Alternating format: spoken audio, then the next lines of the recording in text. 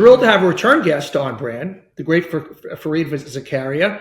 Fareed is, of course, you know him from the host of CNN's GPS Sundays. He's a Washington Post columnist. And we're going to talk a lot today about his new book, Age of Revolutions, Progress and Backlash from 1600 to Present. It's just been out for a couple of weeks, and already I'm guessing it's a New York Times bestseller. Congratulations, sir. Thank you. Yeah, I'm very excited. It took me a while. This is only 10 years to write it, right? Exactly, 10 years. But just to explain, Donny, in those 10 years, I did write 2 other books and put out a show every week and did a column. So it's not like I was goofing off, but it took a while to get my hands around this big subject. So. The big subject is basically you go through for the last 400 years, the revolutions that have kind of shaped us and the revolutions that are happening now, and how the previous revolutions have kind of informed the current ones. And you kind of see the big 3 of the past as the French, the Industrial Revolution, and the Netherlands, believe it or not. Yeah, I said on Colbert, I was very high on the Dutch. Yeah, and that of course got a big laugh. It was unintentional, but we don't think of it. But really, the modern history begins with the rise of the Netherlands, because before that, you just have these big agrarian economies. The French, the Spanish. What it meant to become rich in those days was you went to Latin America, you raided it for gold, you brought the bullion back, and that's how you became rich. It was conquest, empire. The Dutch are the first what we would consider modern economic political power. They invent stuff. They invent tall ships. They invent windmills. They create water management. They create the first multinational corporation in the world, the Dutch East India Company, which was the largest company in the world at the time. They create the first stock market, and they become the richest country in the world in the 17th century. And that is how we now think of economies, right? Productivity, innovation, technology, and the politics was the first modern merchant republic. In other words, no kings, no courts, no courtiers. The average well-read person would never bring this back to the Netherlands. I mean, I was fascinated by that. Well, remember, you're in a city that used to be called New Amsterdam. That's true. That's a good point. They were pretty powerful. And the French Revolution. That's the revolution gone bad. That's the archetype of a revolution, because in a way, the whole story I'm telling is of the real powerful revolutions, the ones that changed the world, like the ones we're going through now, were basically bottom up. So technological change, economic change, globalization, all of that then starts producing social and political changes. In the French case, what happens is a bunch of political elites decide they're going to change society top down. They're going to kind of legislate or liberty, equality, fraternity, all that stuff. Get rid of the monarchy, put in place a parliament, get rid of the church. And guess what? It doesn't work well because the society is totally unready for it. France was still a very backward agricultural economy, had very little innovation, was not very rich. Amsterdam, by the time of the French Revolution, was 4 times richer than Paris on a per capita basis. So you took this old economy and you tried to, kind of jumpstart modernization top down. It didn't work. By the way, kind of the same thing happens with the Soviets, with the Bolshevik Revolution. And those are perfect examples of like failed revolutions. Whereas the ones that succeed are the ones that go bottom up. You divide it really between illiberal and liberal revolutions, basically. Exactly. And today we're living through, whether it's the thing I was fascinated with is you talk about a identity revolution, which really kind of like took me kind of thing, because obviously we understand the technology revolution, a globalization revolution, a geopolitical revolution, but I had not thought of it that way. Well, and again, if I can go back to the Dutch for a second. So the Dutch have the economic revolution, the technology revolution, and it starts to produce, in their case as well, an identity revolution. So the Dutch used to be part of the Habsburg Empire. And as the Netherlands rises, they start to think, we're not Habsburgs, we're Dutch, we're separate, we have a separate identity. We're not Catholic, we're Protestant. We're not part of the European land empire, we're a seafaring nation. and they create a new nation out of that sense of a new national identity. In our case, what happens is, and this is to me was totally mind-blowing when I did the research, it turns out our identity revolution is largely similarly the product of economic progress. So in 1945, politics is still about economics. It's all about money. The working class is just desperately trying to make a living, make decent living. And there's that famous Maslow's hierarchy, right? You start, Sure, of course, yeah. your needs are first. You start food, shelter, health. And people forget, but in 1945, 1950 in America, per capita GDP on an inflation-adjusted basis was only $15,000. So, and Europe was even lower. So it's really only by the 60s and early 70s that we create decent living conditions for everybody. But what that then does is people start to think of their political identity as not just about money. Now it's about who am I? It's what we call post-materialistic values or self-expressive values. And you start to say, well, I'm a woman, I'm black, I'm brown, I'm a Latino, I'm gay. All these new identities start to become part of your political identity. So that in the old days, the easiest way to predict how you were going to vote was basically, what kind of work do you do and how much money do you make? If you're blue collar and you make below the median income, you voted Democratic. Right. If you're, a white collar worker and you made above the median income, you were Republican. Well, today those categories make no sense. Basically, the way to predict somebody's voting behavior now is to ask, where do they stand on the 3 Gs? God, guns, and gays. And if you tell me where you stand on that, I will tell you with almost perfect accuracy who you're going to vote for in any election in America. I love that. That's one of the favorite things I've ever heard. So you've talked about, in many ways, and people kind of take this for granted or don't understand it, how well America is doing right now. Yet the irony is there's so much anti-Americanism within the country. And let's talk about that kind of contradiction in terms, if you will. Yes. So, all of this starts really in the last 15 or 20 years. This kind of, and you're right to call it anti-American. There's a kind of anti-American populism, which is, I never understand these guys who claim themselves to be the true patriots, the Donald Trump, MAGA. Trump, all he does is shit on America and say how it's the biggest piece of shit in the world. Exactly. I say sometimes you can't love America and hate everything about the country. You can't, how does that compute? So let's go back to 2008. 2008 global financial crisis. The Eurozone, Europe basically, and the US economies are the same size.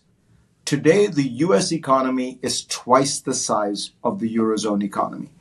If Great Britain were a state and wanted to join the American Union and become the 51st state, it would be the 51st poorest state in the Union. It would be below Mississippi in average income. Right? So what people don't realize, I even say this to some Democrat friends of mine who are like, we've hollowed out the middle class. Look, we're going through a lot of change and it's tough on a lot of people. I don't want to discount that. But who would you have traded places with over the last 30 or 40 years? There is no advanced economy that has done as well as we have. We lead in technology. We lead in finance. Our banks are still the biggest banks in the world. The dollar is still the biggest. We lead in, bizarrely, energy. We produce more oil than Saudi Arabia. We produce more natural gas than Qatar. And now with the green economy, we're the market leaders there again.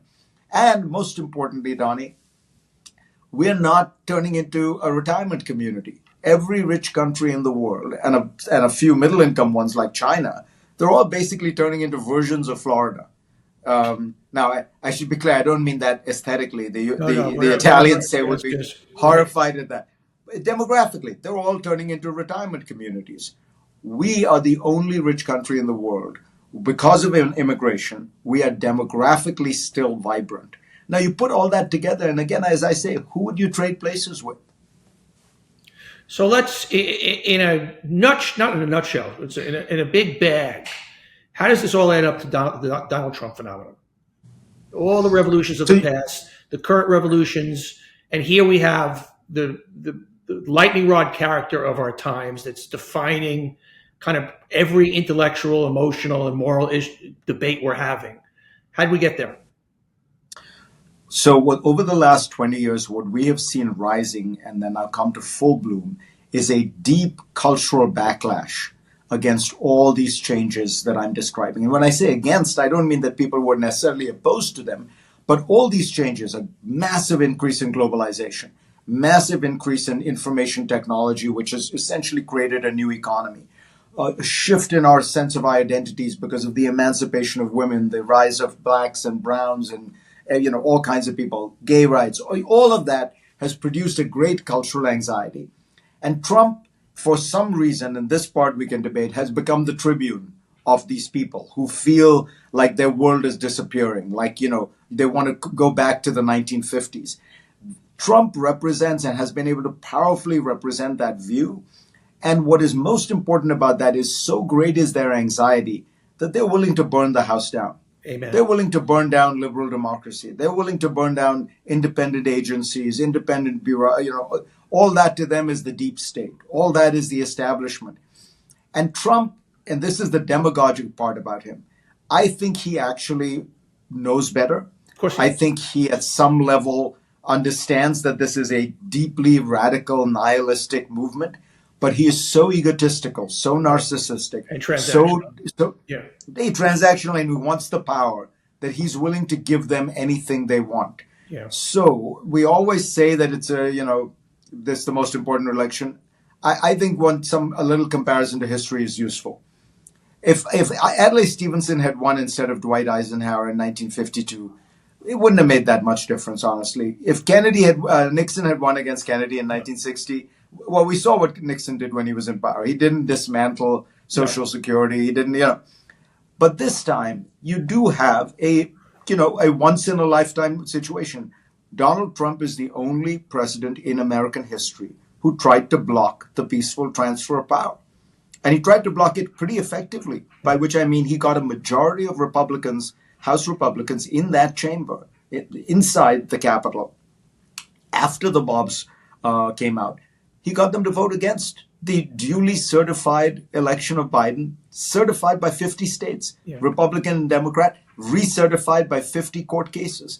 That's pretty unusual. So what you have here in this election is two old men. And you can argue that Biden looks older, and I'm willing to give you that. But there's only one of them who has tried to thwart the peaceful transfer of power, who has worked actively to subvert the Constitution, to subvert liberal democracy.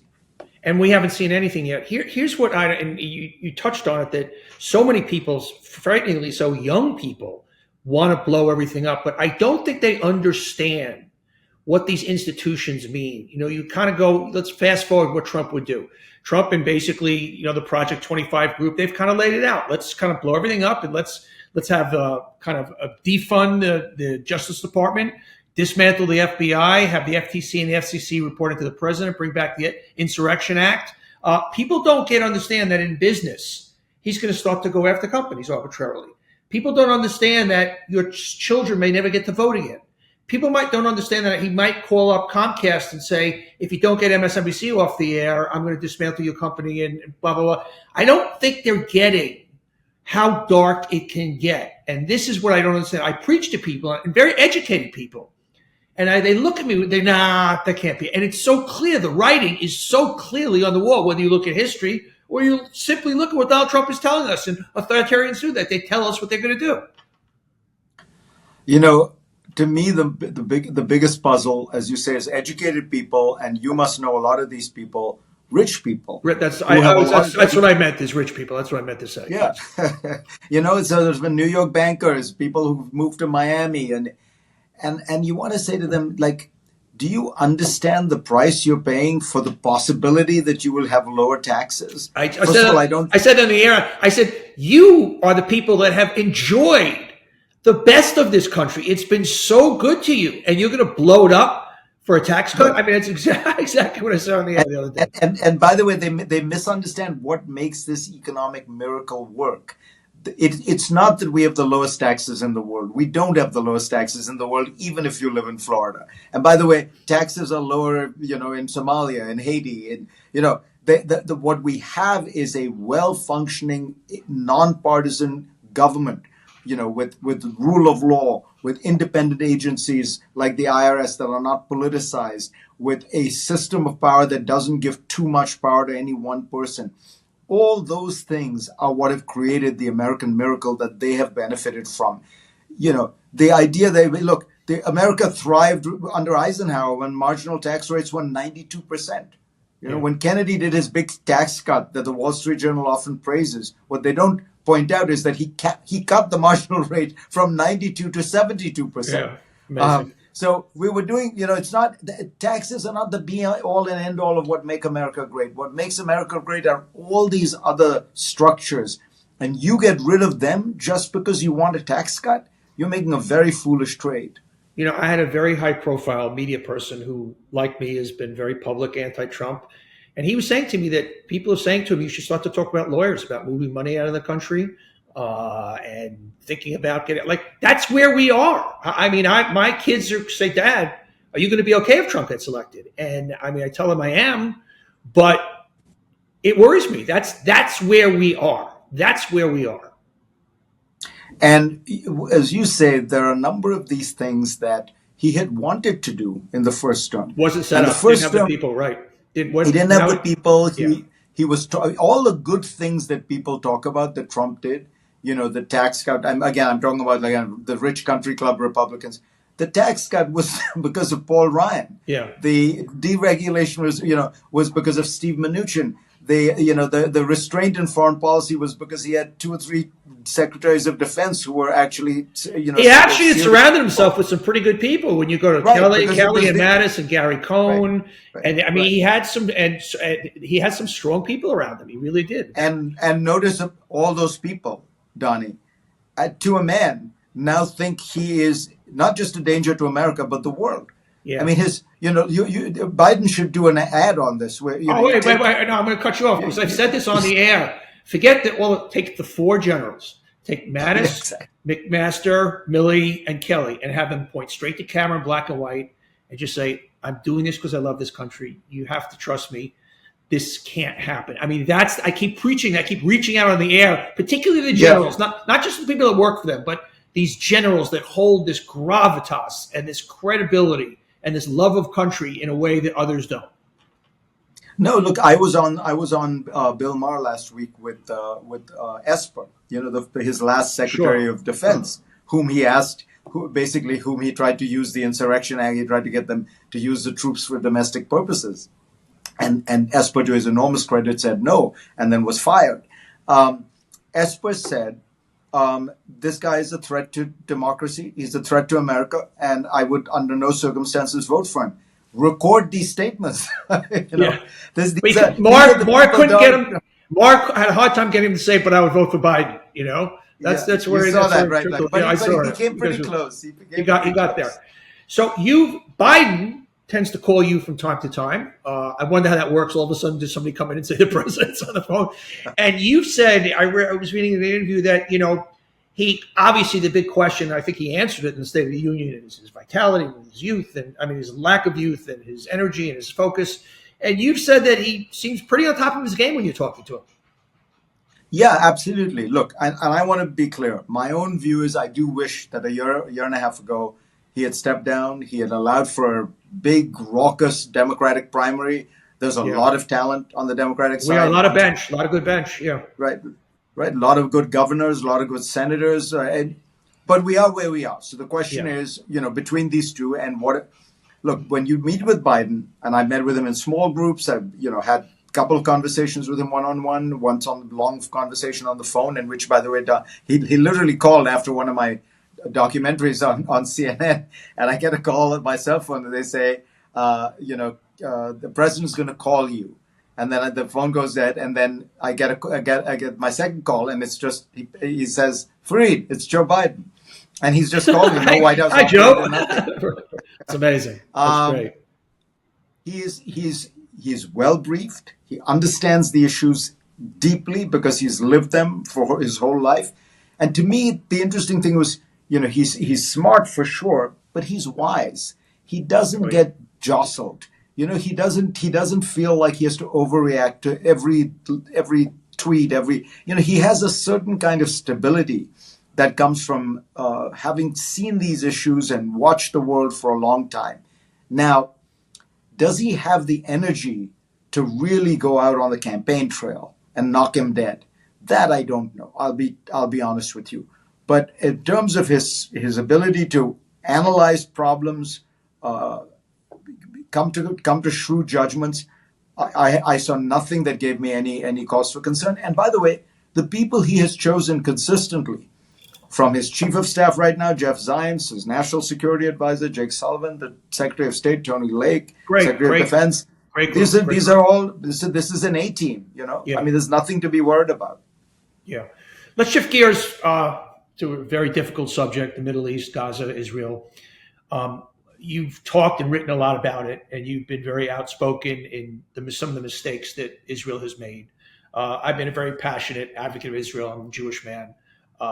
I think as a Jew, a shiver went through all of our spine when that happened, and the primal instincts of, oh my God, could this happen again?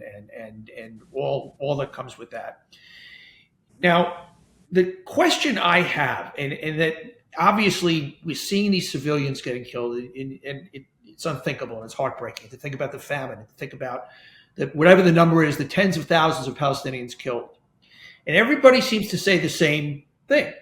This has got to stop, and we've got to somehow get to a two-state solution. But they say it's got to stop, but I understand how they have to finish off Hamas. And those two things are contradictory. Nobody seems to have an answer, because you basically, okay, there are still people next door to me who've said their stated goal is to annihilate and kill me. So you want me to have a ceasefire and you want me to stop the killing, and I understand that. Yet you also say, but I understand Hamas has got to go. So give me your answer to that, because I can't seem to get a clear answer to that.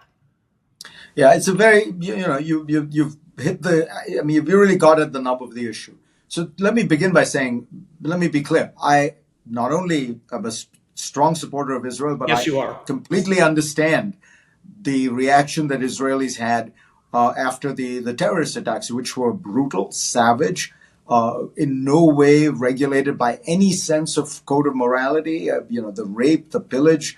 And I also understand what it must mean. The state of Israel came into being to prevent this from happening to Yes. Jews. Yes. And so so it's a violation of almost the existential reason that Israel exists. So my view, and that's why I applauded Biden for his instinctive and very powerful support for Israel. But what he was arguing at the time, from the beginning, was you have every right to respond, but how you respond matters, and choose a wise course. Don't just do the biggest thing. Don't use the biggest hammer you have and hit them. And the fundamental strategic question, I think, and Richard Haas laid this out very well in a Wall Street Journal essay, which yes, is, I read it. Yeah. If you had gone for a more narrow, targeted approach, which, by the way, is what Israel used to do, go for the leaders one by one, clip them off one by one, go for everyone who, every transfer of funds, track these people down. Then what you do is you decapitate the organization.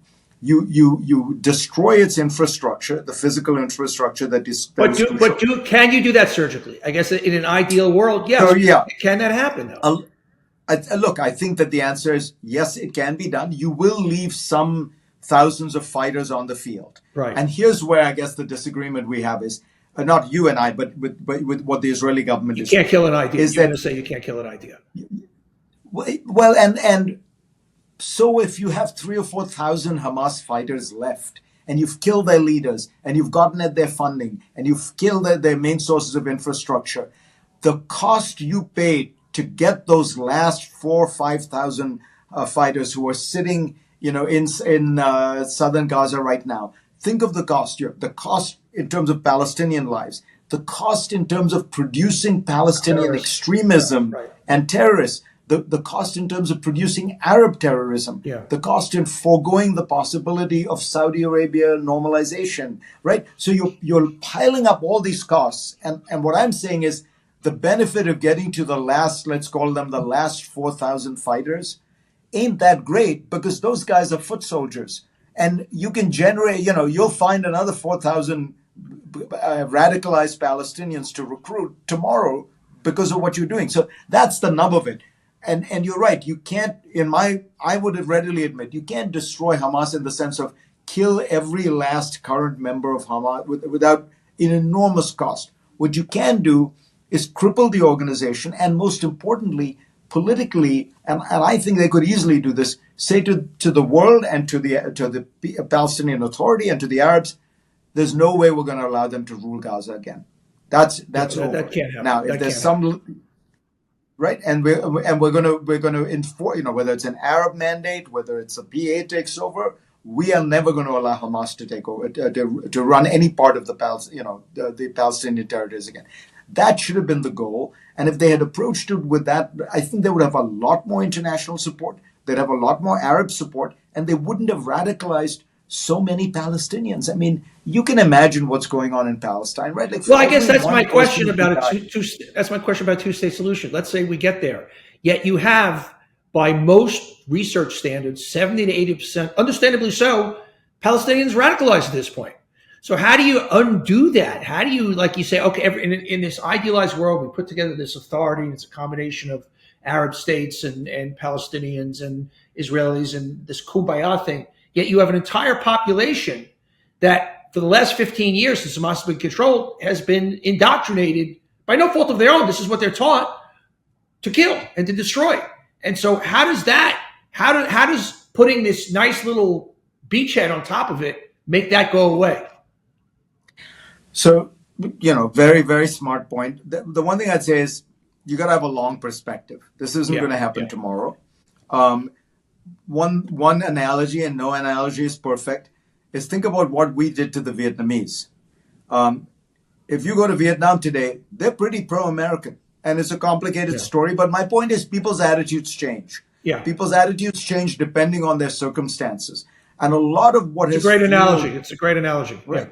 Yeah. Well, a lot of what has fueled Palestinian extremism is the feeling that, and this has been true for the last 15, 18 years of Bibi Netanyahu's rule, the Israelis are making sure there will never be a Palestinian state, right? If you look at what is happening on the West Bank, appropriation, arrests, confiscation, two systems of law, one martial law for the Palestinians, normal democratic law for the Israelis living in the same West Bank. So all that, if Israel were to move in the direction of saying, no, there is a path to a Palestinian state, there is a path to your political aspirations, you are going to get it. That, to my mind, cripples Hamas much more than all these bombs you're throwing at them, because Hamas has basically fed off the idea that the Israelis are never going to give you a state. That's why you have to destroy them. If instead you say, no, the violent approach, resistance to Israel is going to get you nowhere, and we're going to beat you over the head with it. But the non-violent approach is going to get you somewhere. Well, that creates a political path. So if you did that, if you return, part of this is, I think, Donny, you and I come from a generation where we remember the Israel of Ehud Barak, who tried to make peace with the Palestinians. Right? We remember the Oslo process.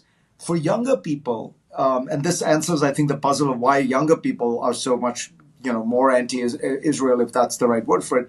Well, the Israel they've grown up with is Bibi Netanyahu's Israel.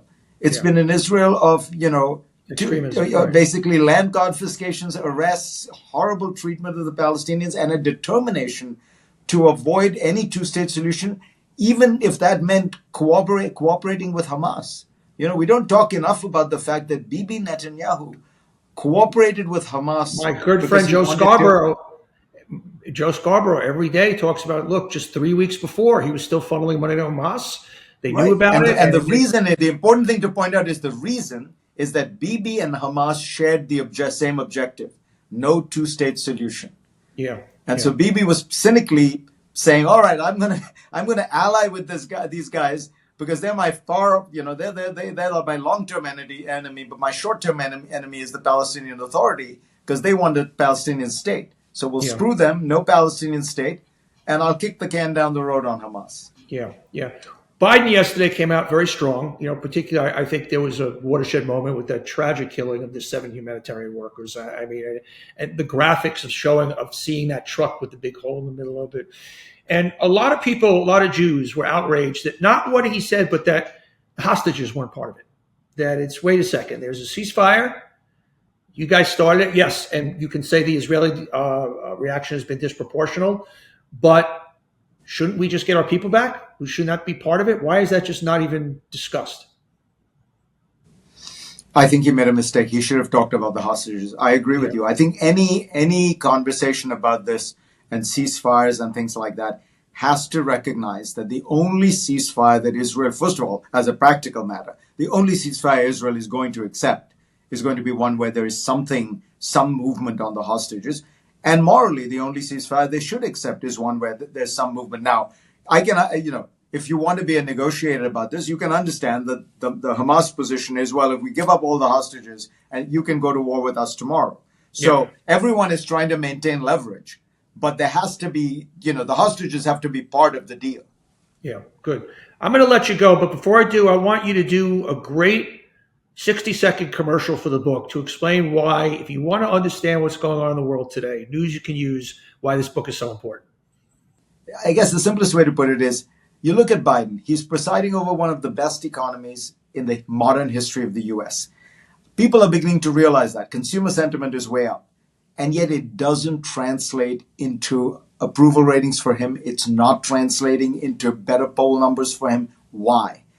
The heart of the book is an explanation of that. Because we are in a new cultural age. We are in an age where cultural war, cultural identity is the single biggest predictor of where politics is going. I try to explain why we got here, why we are here, and where we're going from here. I like it. Fareed Zakaria, it is always a privilege to talk to you. The new book is Age of Revolutions, the bestseller, Progress and Backlash from 1600 to the Present. A must-read. Keep up all the good work, my friend. You're a decent, brilliant man. Thank you, Donny. Always a pleasure, and great to see you again. Everybody, thanks for watching. If you like it, hit that subscribe button. And we love having you here watching On Brand. And just don't miss any future episodes. So don't forget to hit that subscribe button. We'll see you next time.